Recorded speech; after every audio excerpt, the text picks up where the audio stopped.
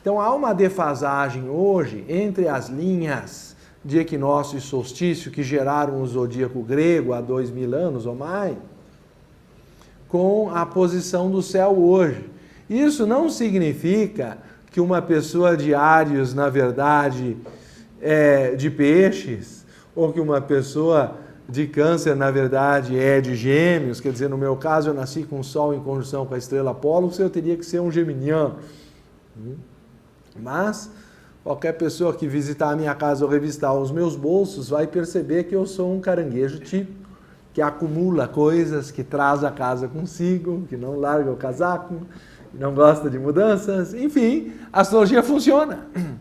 E se eu fosse um geminiano, eu teria que gostar da mudança, estar trocando tudo, jogando todos os conteúdos dos meus bolsos no lixo, o que significaria que eu não seria quem eu sou. Então, se vocês observarem, uma teoria tem que justificar o que está acontecendo. Na verdade, os 12 signos são 12 campos no céu, que têm a ver com essas 12 regiões estabelecida pelos ângulos entre os planetas a partir das linhas de equinócio e solstício. Então, esses 12 gomos são campos que giram dentro do zodíaco sideral ou das estrelas. E a defasagem entre os dois, ou o deslocamento do ponto equinocial ou zero de Áries, significa apenas que nós vamos mudando de era. Não é que a astrologia não considere o deslocamento da precessão dos equinócios, e sim que a precessão dos equinócios tem um efeito muito mais coletivo. E por isso nós estamos na era de Aquários. Os sintomas da era de Aquários são a energia nuclear, a eletrônica, a internet, a informática, o desenvolvimento de todas as áreas da ciência, inclusive a expansão e divulgação da própria astrologia, as mudanças de sistemas de governos mais democráticos, ou até a irrupção do comunismo e do idealismo marxista no seu início. Então, são todos sintomas de uma mudança súbita de era, de quebra de hierarquia, como era próprio das eras anteriores, e da influência leonina que agora cai no ostracismo, que cai na sombra da era. Também Leão representa o amor mais possessivo, mais humano, ele cai em desuso na era de Aquários, há uma tendência a um individualismo, à produção independente, a família tende a se desestruturar, as relações humanas dependem das pessoas terem tempo umas para as outras. As pessoas, com a desculpa da liberdade e da independência, nem querem assumir mais vínculo nem compromisso. Isso são sintomas da era de Aquários, tanto para o lado bom como talvez para outro não tão atraente. Cada era tem o seu ponto luminoso e o seu ponto sombrio. Se nós considerarmos assim, a astrologia está sim considerando a precessão dos equinócios, mas os signos têm a ver com regiões em relação aos pontos de equinócio e solstício, ou seja, a mudança das estações.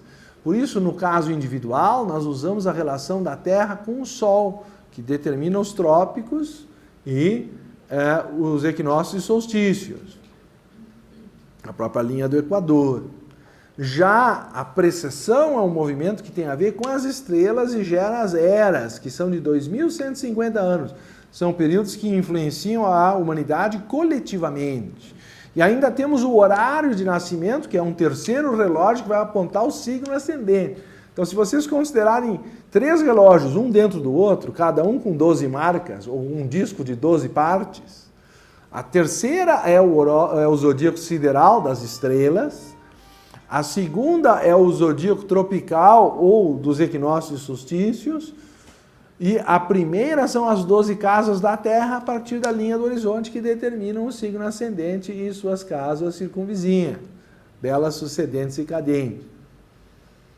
Então, aí o mapa astral está completo quanto à humanidade coletiva, quanto ao indivíduo no céu e quanto ao indivíduo encarnado na Terra com seu corpo e signo ascendente. Não sei se isso explica ou complica, mas não se nega a existência da precessão, mas sim que ela não se aplica ao indivíduo, mas à coletividade. E as estrelas não estão diretamente conectadas ao mapa astral do indivíduo, senão a partir dos intermediários, que são os planetas que passam na frente. E ainda assim, eles passam por campos de influência que são os signos.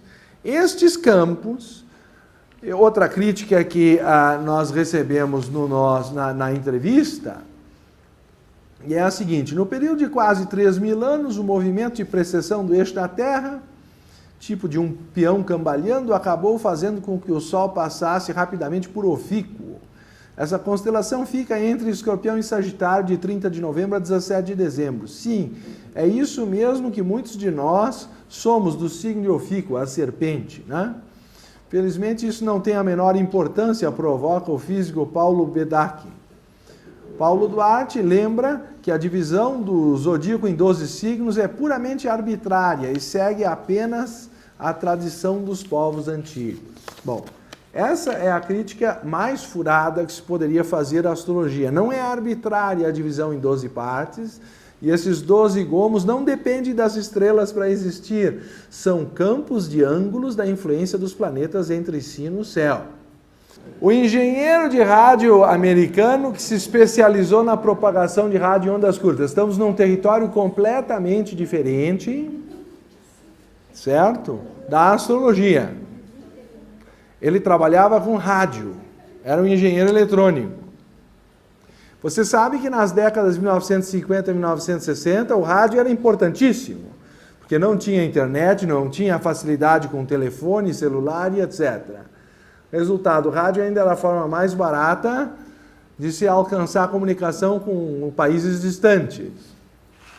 Ele foi empregado pela RCA Communications Incorporation, deveria ganhar um bom salário, né?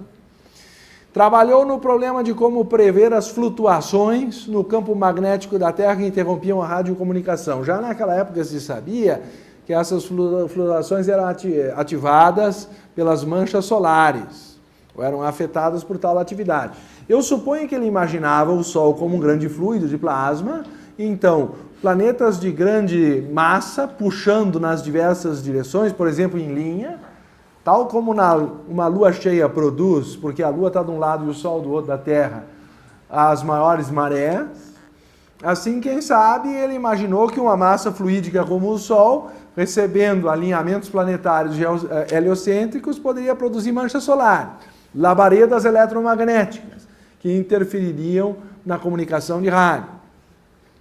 Utilizando essa pista como ponto de partida, Nelson começou a investigar as correlações entre configurações heliocêntricas dos planetas e distúrbios das ondas de rádio. Suas descobertas foram tão notáveis que, posteriormente, ele foi capaz de prever tais distúrbios com uma precisão de 93%.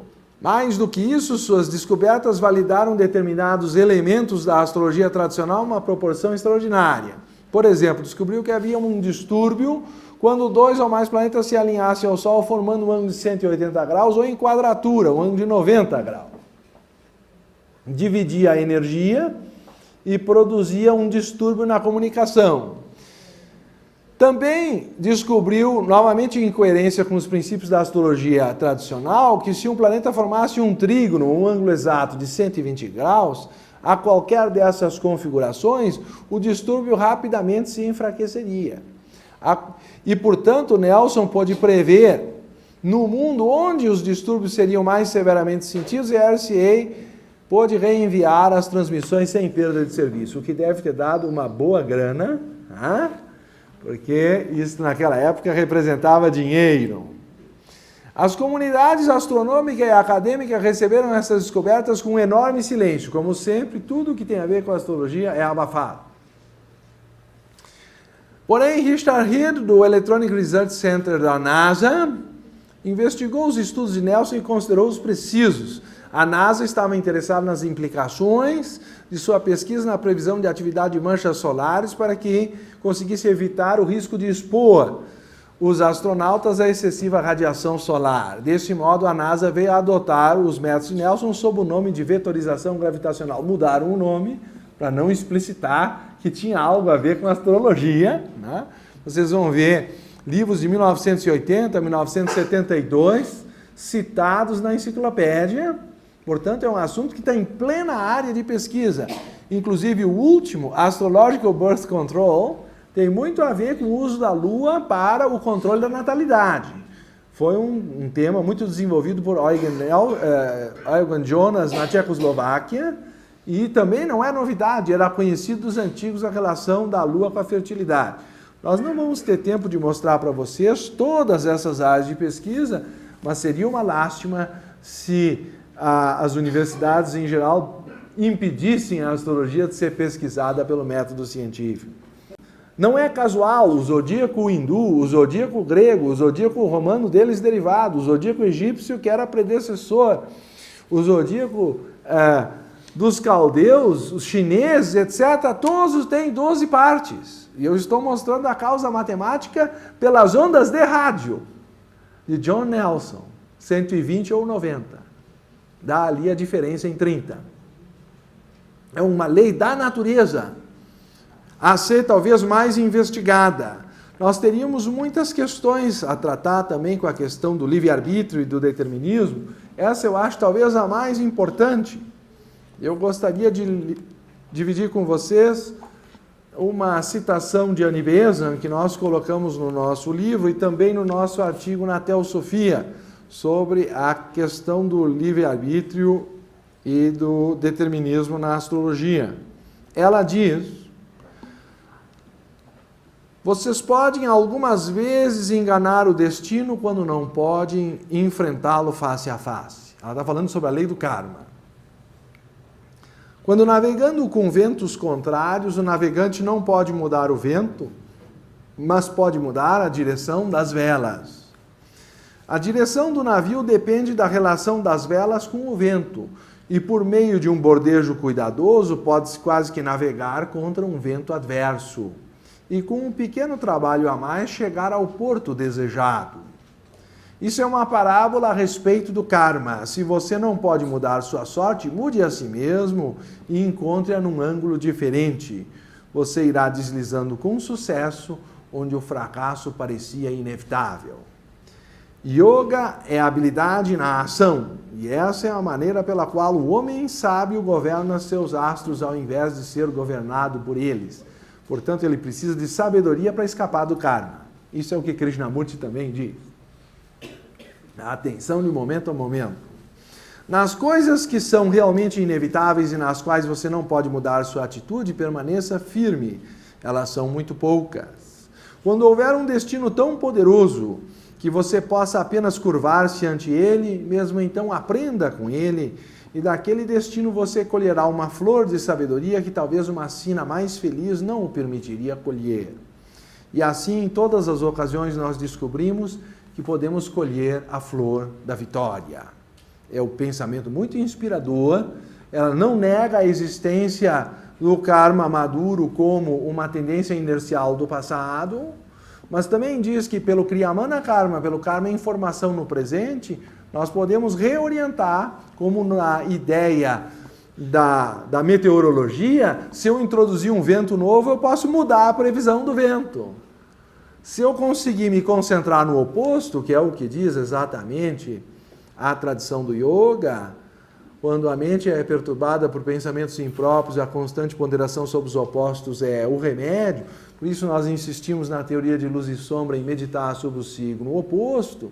Nós conseguimos aos poucos reorientar as tendências e talvez minimizar ou mesmo anular uma previsão, se talvez a energia em questão não for muito forte.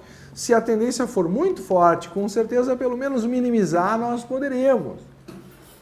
Mas a grande questão é que é pela sabedoria que nós vamos nos libertar das tendências do nosso passado. Como eu dizia, a astrologia está ligada ao karma maduro. A própria senhora Annie Besant cita na sabedoria antiga que um astrólogo competente pode ler ou esboçar, como foi traduzido atualmente na edição da editora Teosófica. O karma maduro pode ser esboçado no horóscopo por um astrólogo competente. Então a grande questão está sempre em encontrar o competente. Mas de qualquer maneira, a grande questão é que os ângulos planetários indicam as áreas favoráveis e desfavoráveis, as tendências que nós trazemos talvez de outras encarnações. E, portanto, é a partir daí que nós temos chance de nos libertar das tendências do nosso passado. Então, essa outra objeção de que a astrologia é determinista, ou os problemas dos paradigmas, porque o que é moda numa época pode não ser noutra e vice-versa. Hoje nós temos uma onda materialista que quer submeter a astrologia à comparação com uma ciência exata como a física, em que muitas vezes é fácil isolar as variáveis num laboratório. Mas, se nós considerarmos o componente de variáveis complexas, é possível encontrar um sistema progressivo e estatístico de isolamento de variáveis, como Michel Gauquelin fez, e isolou, por exemplo, planetas no meio-céu e na linha do horizonte de mais de 20 mil mapas natais por certidão de nascimento, e conseguiu encontrar correlações significativas, muito acima do acaso, na área de escolha profissional. E então essas pessoas apresentavam um desempenho, ora Marte mais para a iniciativa, ou às vezes até para o atletismo, ora Júpiter mais para a política e relações humanas ou artísticas, Vênus principalmente para o belo e para o artístico, Saturno para a pesquisa e para o poder. Então, ele isolou as variáveis, colocou os planetas nos quadrantes e os resultados foram imediatamente aqueles da astrologia clássica. Só que para um número de amostragem significativo, Gauquelin é um dos poucos que investiram o dinheiro e o tempo necessários para obter um método científico aplicado à astrologia reconhecido internacionalmente. Então, aos poucos, essa questão da independência da gravitação, também há uma tese se é por sincronicidade ou por influência que o astro nos influi, ou se, quem sabe, todo o cosmos é uma só vida e um só ser, e pelo movimento no grande, no macro, nós encontramos correspondências no micro, como preferia entender a relação dos astros por sincronicidade a partir de Carl Gustav Jung. Então são questões a investigar. Será que a questão é meramente gravitacional ou é sincrônica? Mas simplesmente querer fugir da investigação é que nos chama a atenção que há preconceito muitas vezes entre alguns cientistas, mas é justamente uma palestra como essa que tenta mostrar que é a hora da astrologia entrar na arena e ter a chance de ser analisada pelo método científico com a devida paciência. A verdade com certeza prevalecerá. Então essas são talvez algumas das considerações gerais que nós poderíamos fazer, sendo que eu acho que o ponto da ciência oculta é que aquilo que é eventualmente estudado numa época por um grupo de pessoas que têm maior sensibilidade psíquica ou etc., e conseguem ver mais do que outros, como talvez fosse o caso de Pitágoras na música das esferas, ele tivesse uma sensibilidade paranormal, depois foi codificado como regras angulares e hoje nós, baseado nessas regras, podemos comprovar, o que não quer dizer que a origem da astrologia não tenha uma conexão com o próprio misticismo. Isto sim, que a descoberta da astrologia pode levantar um véu daquilo que já dizia Shakespeare, que há muito mais entre o céu e a terra do que explica a nossa filosofia. E a distância, meus queridos, em duas dimensões, se houver uma terceira, pode ser reduzida a zero, como essa diagonal do papel. Quem sabe existe uma quarta dimensão chamada plano astral, e para essa quarta dimensão a distância e a gravidade são de pouca importância.